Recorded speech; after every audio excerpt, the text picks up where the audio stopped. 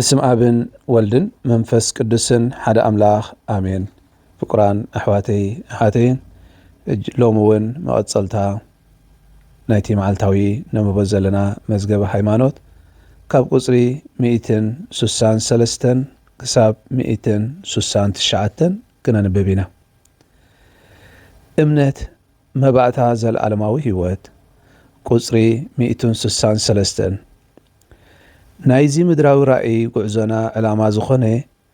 ناي بصعاويت حيوات برحان أقدمنا كمن نستماقرو اتقابرنا امنتيا شعو مسك زي آبهير قاц نقاц كوينا كم تخنوتو كنريوينا ما انتزي امنت درو ناي هيوزل على مبعتا ايا قدس باسيليوس نزسعب حساب يهبنا حجون انتخوني أب قدم مستيات كم زقومنا خوينا نتناي امنت برخت صقاتات كنستنتن كلنا حدا معالتي بقاو كنحقوس كم زلنا امنتنا نترغاغصلنا زدنق نغرات بحجيو كم زيشبطنا ايو قصري 164 زخونو خوينو حجي بترئيت مرآي زي كونس بامنتنا ننقساقس نزي أبهرون كم أب مستيات بدبزاز مخاء بخفيلنا النرئيو امنت بتي التأمنو بريها التقايد كوا انتخونت امنت دارقا كله جزي أب صلماتيا التركب كتفتن وانت خقليا مبزحت اجزي دما إذا ان نبر العالم كابتب امنت ان تسفون ان معدون أزيا استفليت مسيلات الرأي إذا بزعبا خفاتن سقياتن بزعبا قفعين موتن زلنا تمكرون تعزبتن كأ مستطعم زينا وانجيل بسرات زقراجو يمثل إذا كله نأمنت تفتاتينو كنقانقو زخئل إيو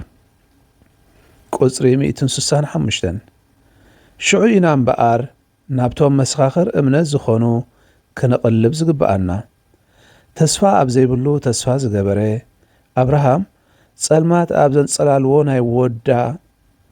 سقايات موتن بمستاف أبتنا امنت نقدتا قعزاء بتي صلمات زن صلالو امنت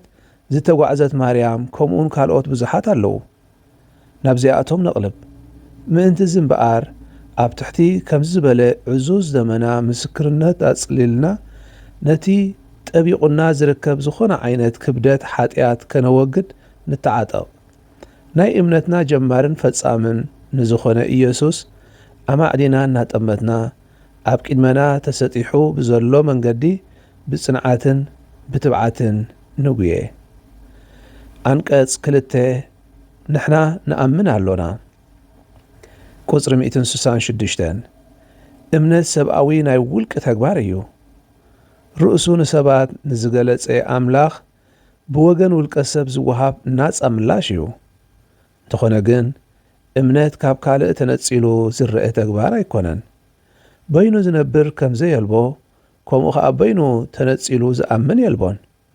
كم تحيوات كاب بعلخا زي مصئ امنتون كاب بعلخا زمصئ يكونن اتا أمانين بقر نامنت كاب كالؤتيو تقبلوا بخومو خانا بكالوت كم محلال فايقبا أبي يسوسن أب صاينان زلو فقر دما نخالوت بزعبا امنتنا كنزاربهم يقددنا ايو نفس وكف امان بار أب تتحزي سلسة امنتي زتتحزي سلسة سنسلات امنتي كم حنت قلبت مراخب ايو أبناي كالوت امنت كي تمركزكو كأمنا يكئلن تمليس دما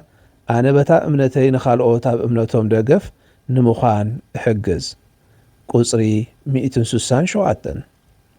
أنا أأمن زبل صلوة هيمانوت ويتأمنوا الزهوريات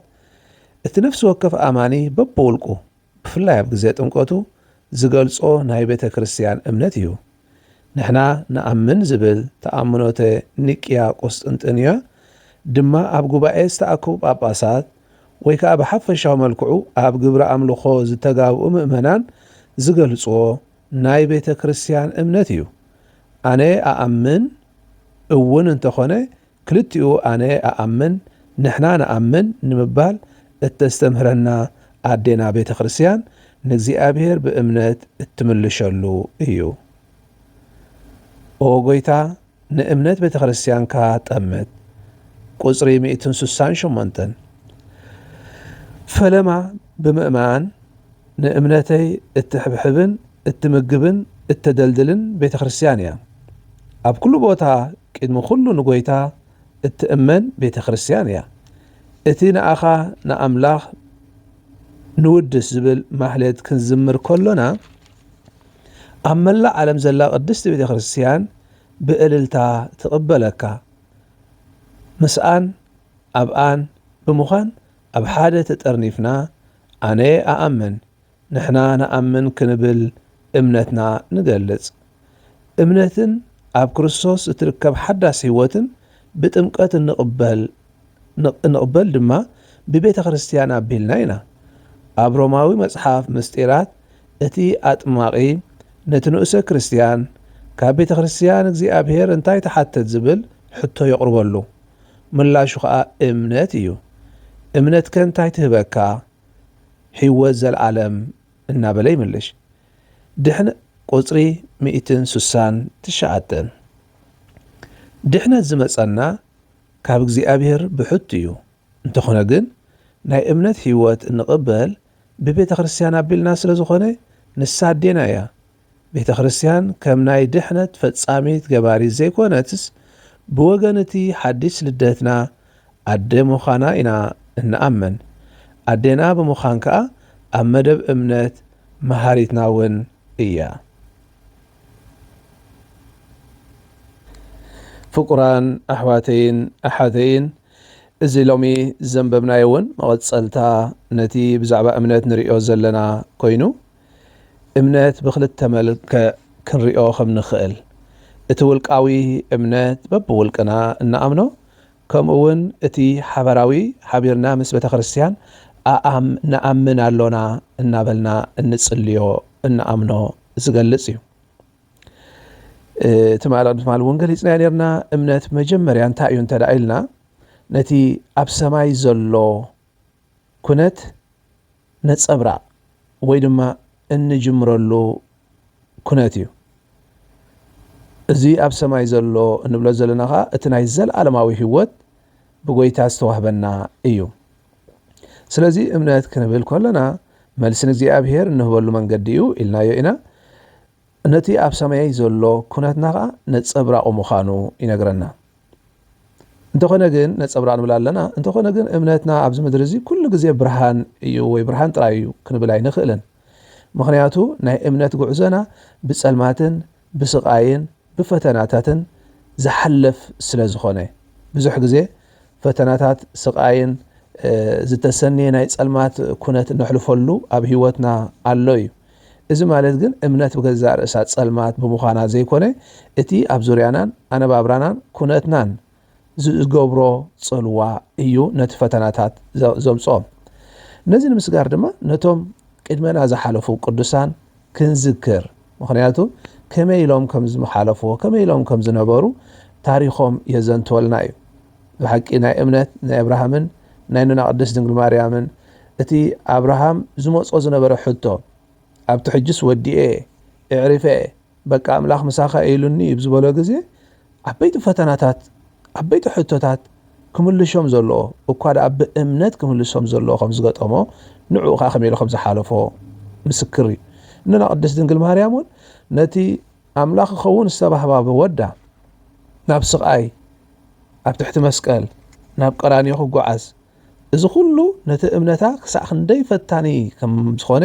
በቲ ስጋዊ መልክዕ ክንሪኦ ከለና ነፍሲ ወከፍና ይርዳእና እዩ። ነዚ ግና እቲ ዝነበራ እምነት ካብቲ ኣብ ዙርያ ዝነበረ ናይ ጸልማት ኩነት ዝመስል ዝዓቢ ስለ ዝነበረ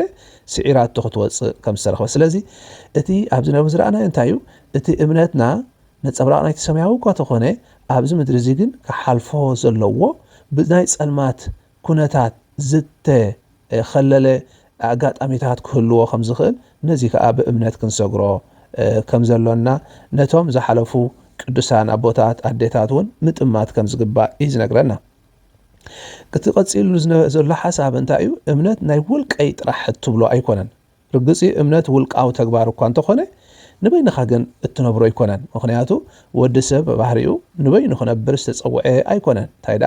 ንሓበራዊ ናብራ ንኽነብር ዝተጸውዐ ስለዚ ውልቃዊ እምነት ኣብ ልብና ንጾሮ እምነት እኳ እንተኾነ ናይ በይነ እዩ እትብሎ ግን ኣይኮነን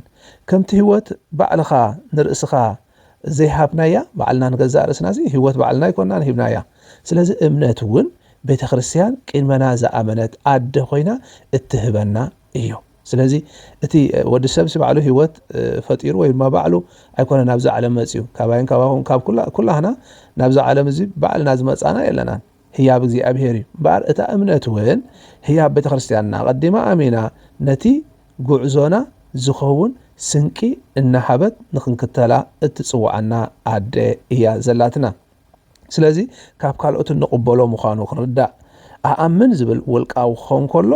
ምስቲ ናይ ቤተ ክርስቲያን ሓበራዊ እምነትና ክንገልጽ ከለና ኸ ንኣምን ንኣብነት ኣብ ስርዓተ ሊጡርግያና ኣብ ቅዳሴ ጸሎተ ሃይማኖት ክንደግም ከለና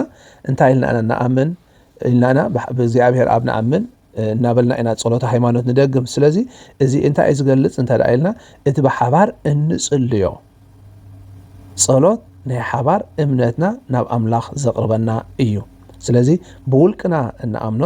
ብሓባር ከዓ ምስ ቤተ ክርስቲያን ኮይንና እንኣምኖ ክልቲኡ ብሓደ ዝኸይድ እዩ ቤተ ክርስቲያን ከዓ ከም ኣደን መምህርን ገይሩ እዩ ዘቕርባ ኣብዚ ምክንያቱ ጥምቀት ኣብ ትሕቲ ኮይንና ብምጥማቕና